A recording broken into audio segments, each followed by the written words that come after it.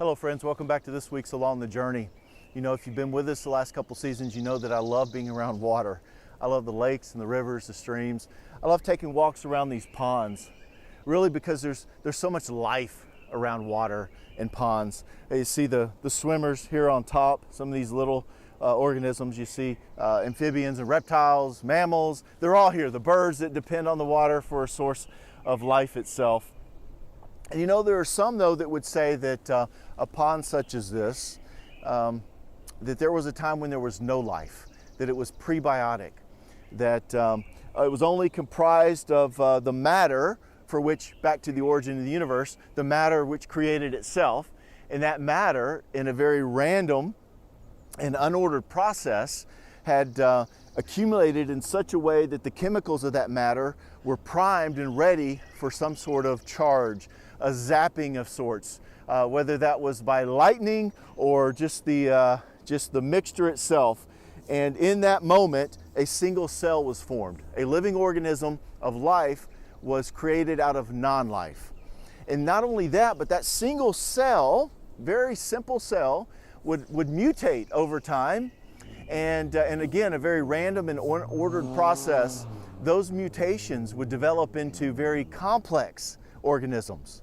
All plant, vegetation, animal life would be owed to that ancestor of a common single cell, including you and me. Now you hear that, and likely you know that that is founded in the idea of Darwinism. 1859, Charles Darwin wrote On the Origin of Species.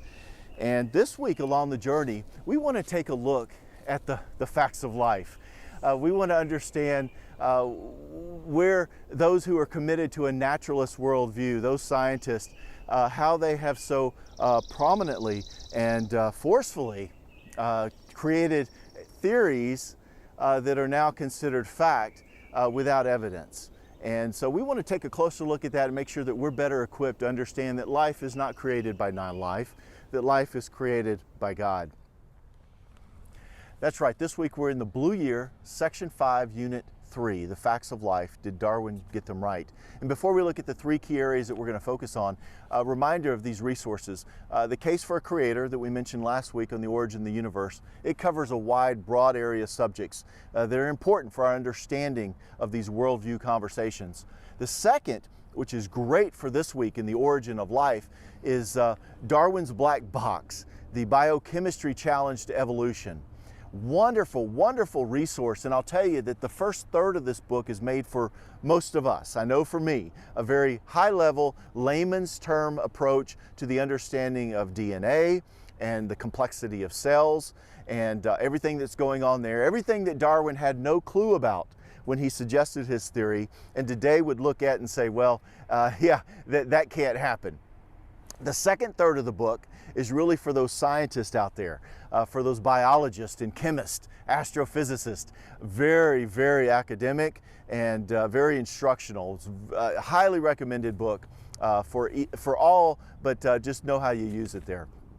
So this week, the three key points. The first is going to be in truth, familiarizing ourselves with what the conversation is all about. Understanding that when Darwin put forth this theory, in 1859, that he said that there would be 2 points of evidence that must come about. He believed they would come about soon, but for his theory to be judged truth or fact, there must be 2 points that come about. One is that we must be able to prove that life can be created from non-life, that the primordial soup can go from non-living to living with some sort of external natural way. But the second point of evidence is that there would be some sort of transitionary link in the fossil record, that the species, we would be able to see and be able to piece together all of the transition periods between species. And he again felt that there would be hundreds of examples of this within the next several decades. Well, as you look at your material this week, and you do your further research, you're going to understand that neither of those have been successfully proven. In fact, much like last week with the origin of the universe, many of those still contradict the very rules of science and nature and God itself. In 1950, in fact, a laboratory experience, many worked hard to combine various chemicals and everything they could, non-organic, and then put electricity to it, put UV lights to it, put heat to it, and in all of their experiments, the very best they got was the creation of an amino acid, a non-living amino acid, which, yes, there is evidence of the amino acid in us as part of our living structure, but in itself is not life. Years later, the computer generations around non-life to life would basically say that it's impossible to do that.